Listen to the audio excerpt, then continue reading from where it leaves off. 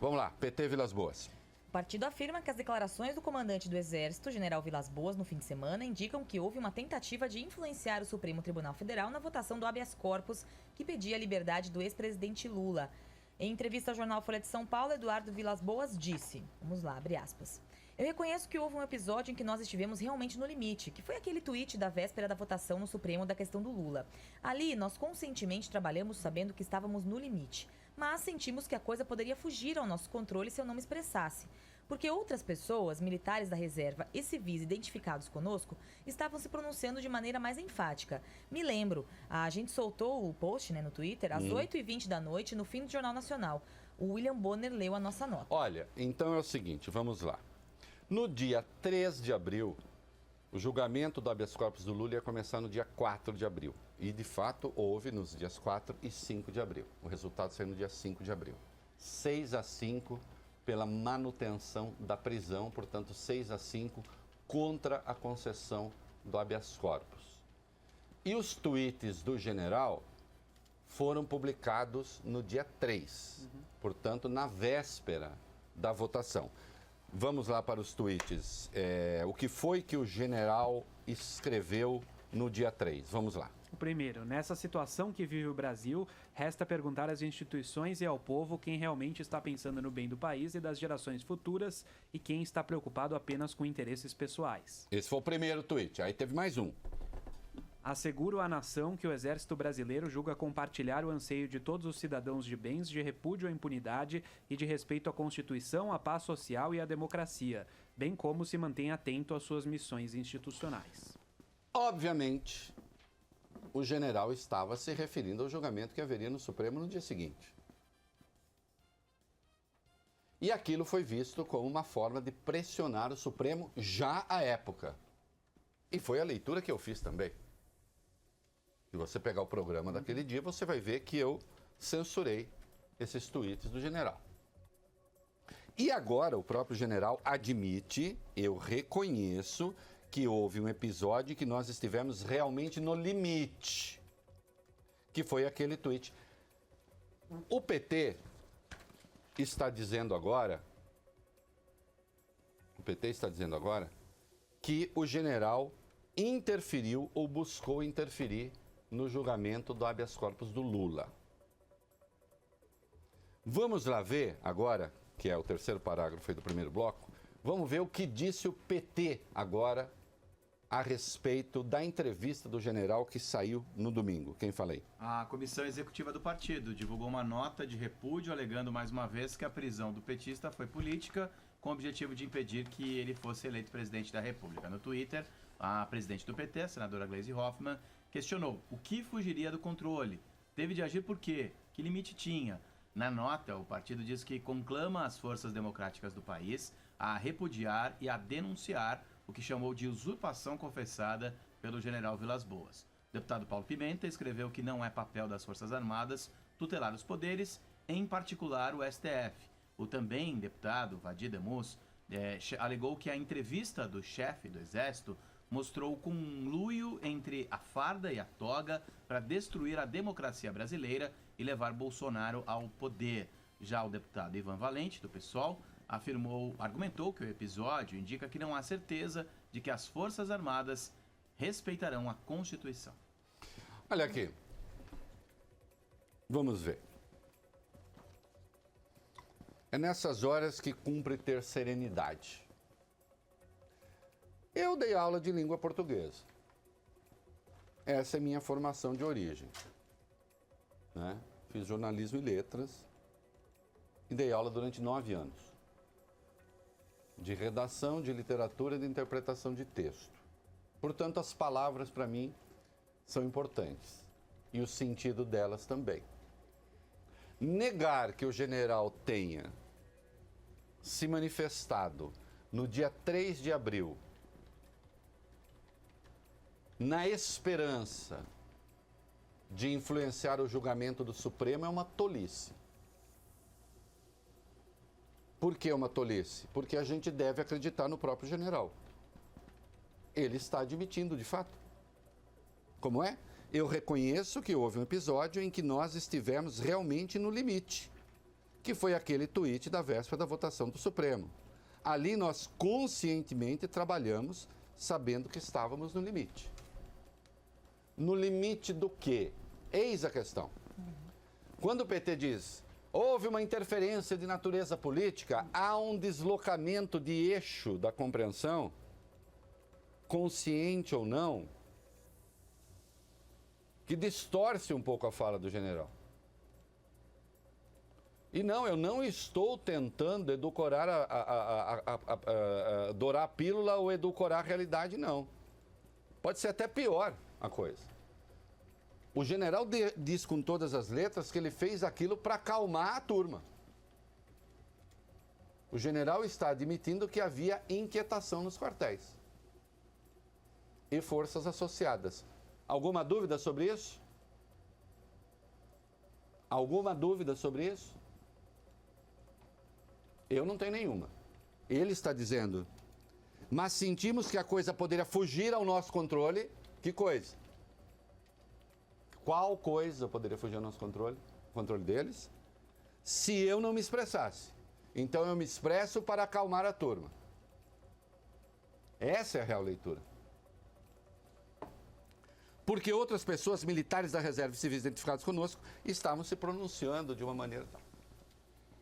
Agora,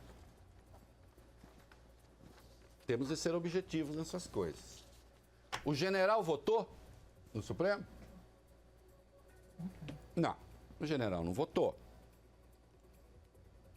Votaram os ministros.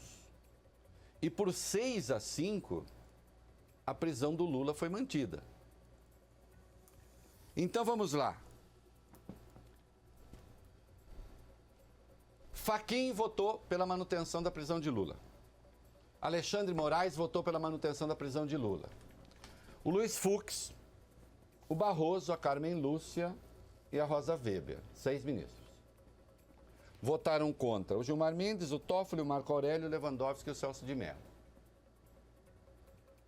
Pergunto, será que esses 6 ministros que votaram pela prisão de Lula ficaram com medo dos militares? Será que tinha 6 ministros com medo de golpe e 5 que não tinham medo de golpe?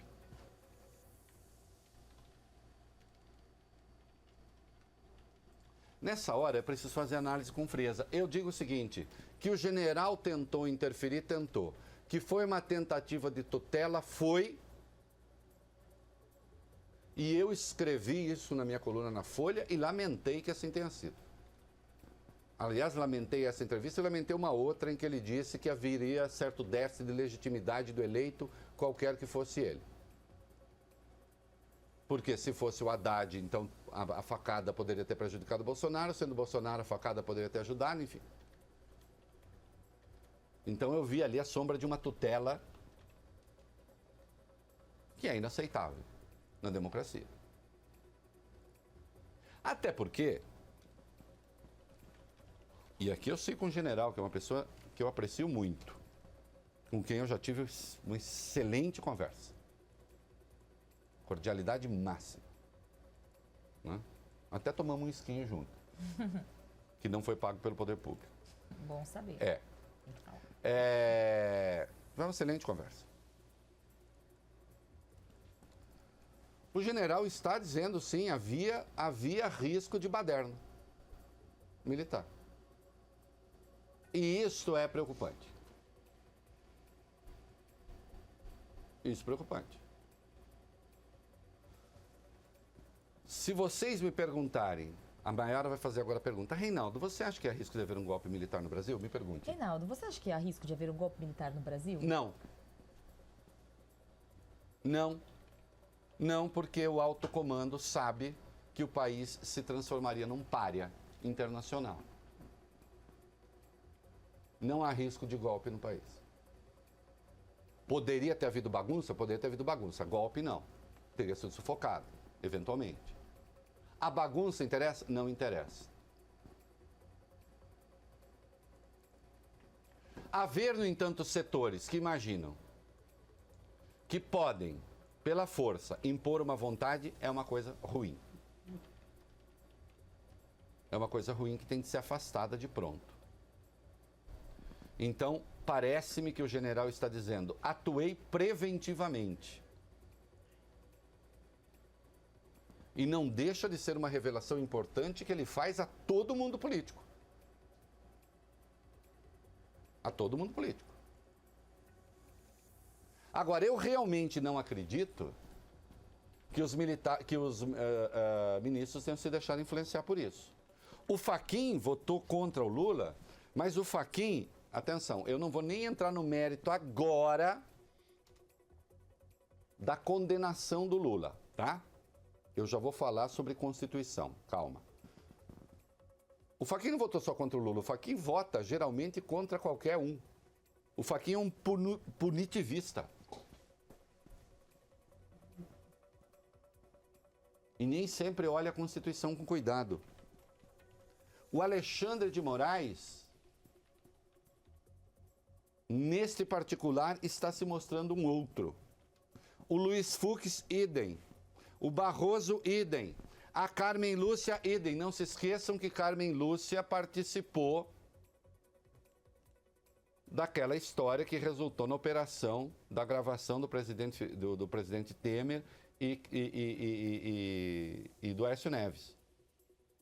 Ah, sim, não, você pode deixar o que você quiser a respeito. O problema é que o relator desse caso jamais poderia ter sido o Fachin. Não tinha nada a ver com Petrobras. E quem deu um voto complicado foi a Rosa Weber, porque ela já tinha se manifestado anteriormente pela defesa do princípio constitucional. E a defesa do princípio constitucional, que é o inciso 57 do artigo 5º, é que a prisão é só depois do trânsito em julgado. Que é uma questão que o Supremo ainda vai votar. A ADC, Ação Declaratória de Constitucionalidade.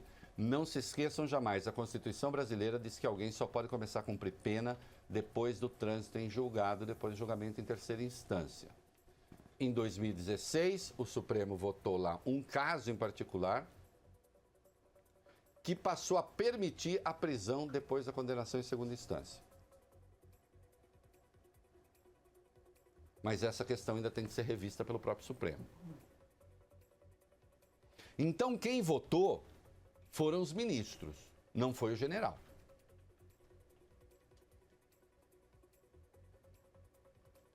De saída, eu recomendaria ao PT que lesse com mais cuidado a entrevista para não jogar todas as Forças Armadas no colo do Bolsonaro, porque isso não é verdade.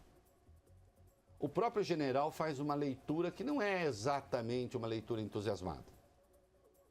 Ele diz que reconhece um bom vento nacionalista ali, defesa patriótico na eleição do Bolsonaro, nacionalista não, patriótico na eleição do Bolsonaro, mas ele mesmo fala que há aspectos que ele considera meio messiânicos.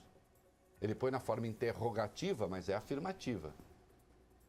Quando o jornalista pergunta sobre certas declarações do Bolsonaro, ele fala, meio messiânicos, né? Ele mesmo fala que há improviso nas relações, na questão das relações internacionais, da equipe. E o alto comando brasileiro das Forças Armadas tem uma boa formação intelectual. Inclusive o Milton Mourão, ele fala umas coisas estranhas, ele tem um certo senso de humor que ele deveria controlar. Que o leva a fazer certos gracejos que não tem muita graça no Brasil. Quando ele falou do neto dele, que passou por embranquecimento, ele está fazendo uma provocação à esquerda desnecessária. Mas, obviamente, ele tem uma formação intelectual superior ao presidente eleito.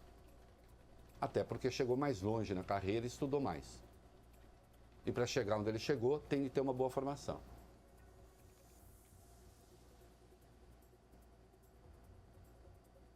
Então, o Exército Brasileiro, as Forças Armadas, são mais complexos do que parece à primeira vista. Não significa que esteja todo no colo de alguém. Lembrar que nessa entrevista de domingo na Folha, ele disse com todas as letras que não existe intervenção de militar constitucional Ou seja, queriam que a gente fizesse uma intervenção que falava que era constitucional, mas ele não sei que intervenção é essa. A intervenção se dá dentro do artigo 142. É preciso que haja solicitação de ao menos um dos poderes da República e, como ele disse, e outras formalidades. Ai, Reinaldo, não estou entendendo, agora ficou tudo confuso. Não, eu explico. A fala do general, os tweets foram uma tentativa de tutela. Ele o está admitindo agora. Isso é bom ou é ruim? É ruim. Ele admite que o fez para conter outras forças que estavam se agitando. Isso é bom ou é ruim? É ruim. Ao mesmo tempo, ele diz nessa entrevista que não há chance de os militares interferirem no processo democrático. Isso é bom ou ruim? Isso é bom. Como ele lembra também que o governo do Bolsonaro não será um governo militar, é o governo de um ex-militar, de um militar reformado, e ele destaca também nessa entrevista que na sua carreira de deputado, o Bolsonaro mais se ateve a questões corporativistas do que as questões ligadas à defesa do país. Portanto, ele nunca foi um representante das Forças Armadas no Congresso. Até porque a interlocução das Forças Armadas no Congresso é feita de outro modo.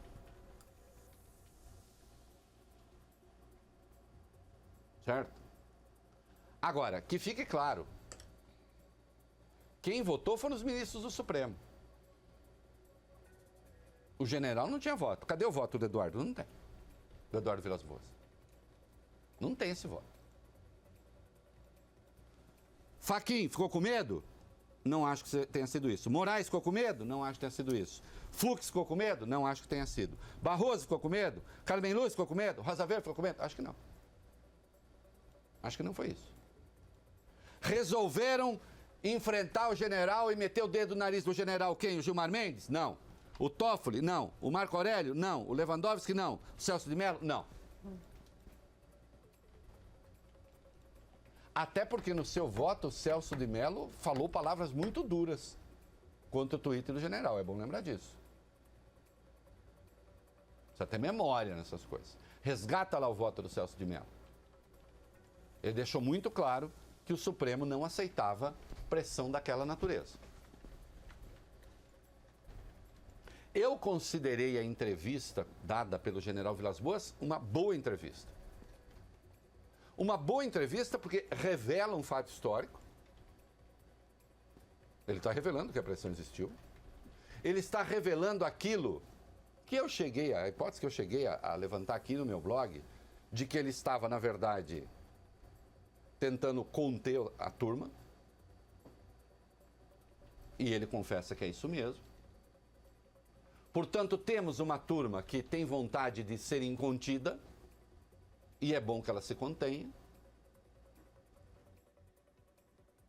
O general deixa claro que não há chance de haver um golpe militar, os militares não querem, e alerta até que há sim uma coisa contraproducente com a seção do Bolsonaro, que é a eventual politização das Forças Armadas. Ele diz, e as Forças Armadas não podem se politizar de maneira nenhuma. Então foi uma boa entrevista. Foi uma boa entrevista. Agora, o PT tem de tirar do seu horizonte, porque é falso, que foi o general que determinou o destino do Lula.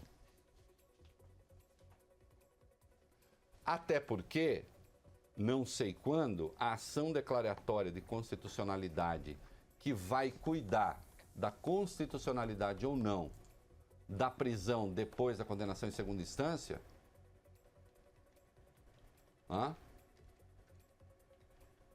e a Constituição é clara, e o Código de Processo Penal também, que é só depois do trânsito em julgado. E outro dia o Sérgio Moro disse, precisamos fazer uma emenda para mudar isso, não pode emendar o artigo 5º, isso está no artigo 5º. Não pode emendar o artigo 5º, segundo o artigo 60. É cláusula pétrea.